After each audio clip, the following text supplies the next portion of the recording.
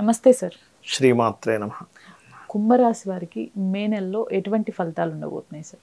కుంభం వారికి కనుక చూసుకున్నట్లయితే పర్టికులర్గా వీరికి second house and 8th house and 5th house deactivate అవుతుంది. అంటే ఏమిటి, షేర్ మార్కెట్ జోలికి తొందరగా వెళ్ళకూడదు.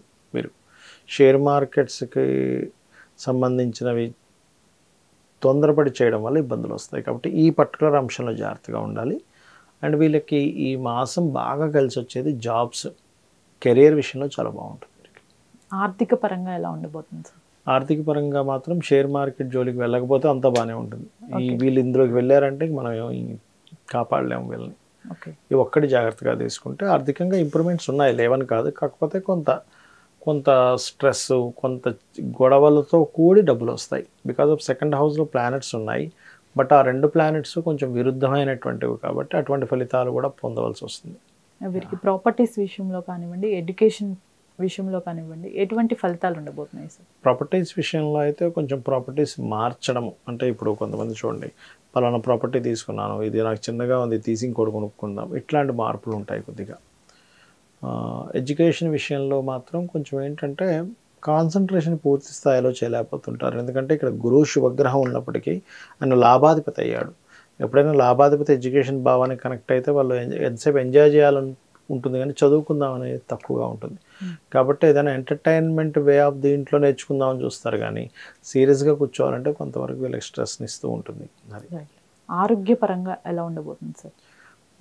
ఆరోగ్యపరంగా తీసుకుంటే శుక్రుడు, బుధుడు, చంద్రుడు ఈ గ్రహాల యొక్క స్థితిగా చూసుకుంటే కనుక వీళ్ళకి ఆటో ఇమ్యూనిటీ డిజార్డర్స్ అంటుంటారు చూసారా, అలాంటివి కొంచెం వస్తుంటాయి. ఎందుకు అంటే సహజంగానే పంచమ స్థానం అనేది మన ఇమ్యూనిటీ.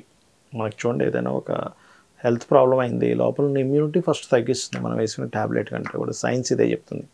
ఒక్కొక్కసారి ఏమవుతుందంటే ఆటో ఇమ్యూనిటీ డిజార్డర్ మీరు వినే ఉంటారు, వాళ్ళ ఇమ్యూనిటీయే వాళ్ళ మీద దాడి చేస్తూ ఉంటుంది. అటువంటి కాంబినేషన్స్ ఉన్నాయి. కాబట్టి ఇప్పుడు ప్రజెంట్ కుంభం వారికి ఆ యొక్క విషయంలో ఆ ఇబ్బంది కలగకుండా ఉండాలి అంటే లలితా సహస్రనామాల్లో సర్వవ్యాధి ప్రశమని, సర్వమృత్యు నివారిణి, అగ్రగణ్య అచింత్య రూప కలికల్మషనాశిని నమః ఒకటి, లేదా బండ సైన్య వదోత్యుక్త అనేటువంటి నామం ఉంటుంది, అది చేసుకున్నా సరిపోతుంది. వీరికి మ్యారేజ్కి సంబంధించి ఎటువంటి ఫలితాలు ఉండబోతున్నాయి సార్? మ్యారేజ్ విషయంలో కుంభం వారికి కనుక చూసుకుంటే 7th లార్డ్ సన్ ఎవరైతే ఉన్నారో కొంచెం శుక్రుడికి దగ్గరలోనే సంచరిస్తున్నాడు. కాబట్టి మ్యారేజ్ సంబంధించినవి కొంచెం పాజిటివ్గానే ఉంటాయని చెప్పుకోవచ్చు. అంటే చేసే ప్రయత్నం ఫలిస్తుంది ఈ మాసంలో, అది బాగుంది. అది కూడా పర్టికులర్గా కొంచెం గవర్నమెంట్ వ్యక్తులు, బ్యాంకింగ్ సెక్టార్స్లో ఉండేవాళ్ళు, కొంచెం నేమ్ అండ్ ఫేమ్, సొసైటీలో నేమ్ అండ్ ఫేము, ఇట్లాంటి రంగాల నుంచి, అంటే ఈ బ్యాక్గ్రౌండ్ నుంచి వీళ్ళకి సంబంధం కుదురుతుంది. వీరికి జాబ్ పరంగా కానివ్వండి, బిజినెస్ పరంగా ఎటువంటి ఫలితాలు ఉండబోతున్నాయి సార్?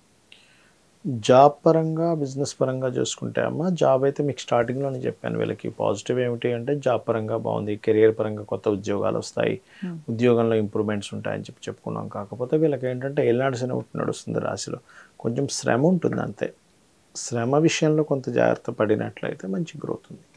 ఈ రాశి వారు తీసుకోవాల్సిన జాగ్రత్తలు ఏంటి సార్? జాగ్రత్తలు అంటే ఒకటేనమ్మా, ఇక్కడ ఫ్రెండ్స్ కొత్తగా ఎవరైనా ఇప్పుడు చూడండి ఫేస్బుక్స్లోని అక్కడ ఇక్కడ కొత్త ఫ్రెండ్స్ ఏర్పడుతూ ఉంటారు. ఆ ఫ్రెండ్షిప్స్ మూలంగా ఒక్కోసారి మంచి జరుగుతుంది, ఇబ్బంది ఉంటుంది. బట్ 5th లార్డ్ ఎవరైతే ఫ్రెండ్స్ కారకుడు బుధుడు కుజరాహుతో కనెక్టివిటీలో ఉందో ఈ ఫ్రెండ్స్ విషయంలో కొంత జాగ్రత్త వహించాలి వీరు. ఈ రాశి వారు చేసుకోవాల్సిన పరిహారాలు ఏంటి సార్? పరిహారం అంటే ఒకటి విష్ణు సహస్రనామాలు, లక్ష్మీ నరసింహస్వామి యొక్క స్తోత్ర పఠనము, దుర్గా స్తోత్రాలు చేసుకుంటే మంచిది.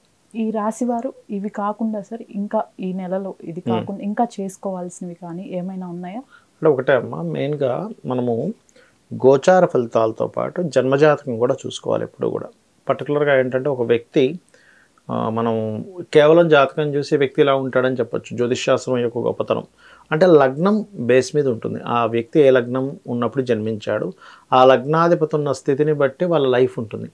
అంటే బాగా కోపంగా ఉంటాడా, గొడవలు పడుతూ ఉంటాడా, ప్రశాంతంగా ఉంటాడా, ఎక్కువగా తిరుగుతాడా, లేకపోతే ఎక్కువ బిజినెస్ లైన్లోనే ఎక్కువగా ఆలోచిస్తూ ఉంటాడా, లేకపోతే ఎక్కువ ఎంజాయ్ చేస్తాడా అని ఎవ్రీథింగ్ ఉంటాయి. కాబట్టి లగ్నం ఎక్కడ ఉంది అసలు మీ లగ్నాధిపతి ఎలా ఉన్నాడో దాన్ని బట్టి అది ఏదైనా పాపకత్తెరలో ఉంటే దాన్ని సెట్ చేసుకోవడం కూడా వీళ్ళ లైఫ్ బాగుంటుంది, అంటే మీ పర్సనల్ చార్ట్లో.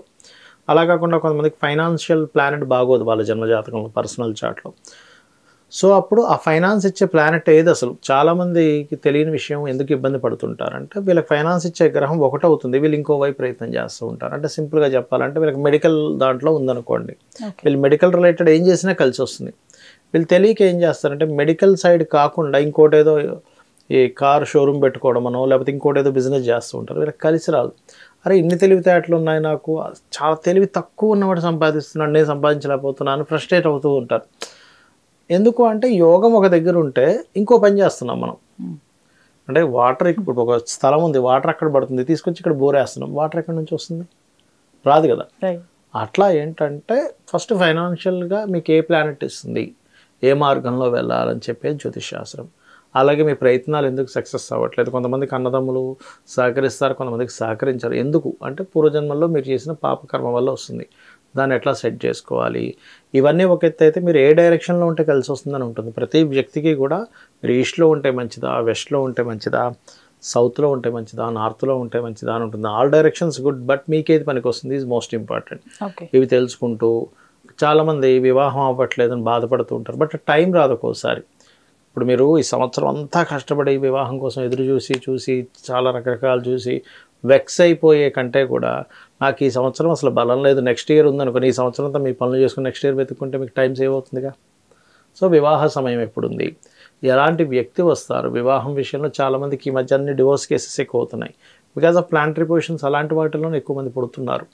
దానికి ముందుగా ఏమైనా అర్క వివాహం, కుంభ వివాహం చేసుకోవాలా, ఎటువంటి పరిహారం చేసుకోవాలి, ఏ మంత్రం చేసుకోవాలి, దీనికి భయపడాల్సిన పనేం లేదు. లలితా సహస్రనామాలో చక్కగా మనకి ఓం కామేశబద్ధ మాంగళ్య సూత్ర శోభిత కందరాయ నమః చేసుకున్నాను అనుకోండి, చక్కగా సెటిల్ అవుతుంది వివాహం విషయంలో. అలాగే జాబ్ గురించి బాధపడుతూ ఉంటారు, జాబ్ సెటిల్ అవ్వట్లేదని, దానికి కూడా చక్కగా మీరు మాణిక్య మకుటాకార జానుద్వయ విరాజితాయ నమః చేసుకోవచ్చు. లేదా ఓం శ్రీమాత శ్రీ మహారాజ్ని శ్రీమత్ సింహాసనేశ్వరి నమః చేసుకోవచ్చు. చేసుకుని హ్యాపీగా మీరు సక్సెస్ అవ్వచ్చు. ఎక్కడా కూడా శాస్త్రము నీది ఇలా ఉంది ఇలాగే అవుతుంది అనడానికైతే శాస్త్రం అక్కర్లేదు. నీకు ఇలా ఉన్నందుకు నువ్వు ఎలా సెట్ చేసుకుంటావు అని చెప్పడానికి శాస్త్రం. వైద్య రంగం కూడా అంతే కదమ్మా. నీకు జ్వరం వచ్చిందంటే నీకు జ్వరం వచ్చింది చెప్పడానికి కాదు, జ్వరం ఎలా తగ్గుతుందో చెప్పడానికి వైద్య రంగం. అట్లాగే ఈ శాస్త్రం కూడా నువ్వు ఎందుకు ఇబ్బంది పడుతున్నావు, నీ పాస్ట్ లైఫ్లో చేసిన కర్మ ఏమిటి, సో ఇక్కడ నువ్వు ఏం చేసుకుంటే నువ్వు దీన్ని అధిగమిస్తావు.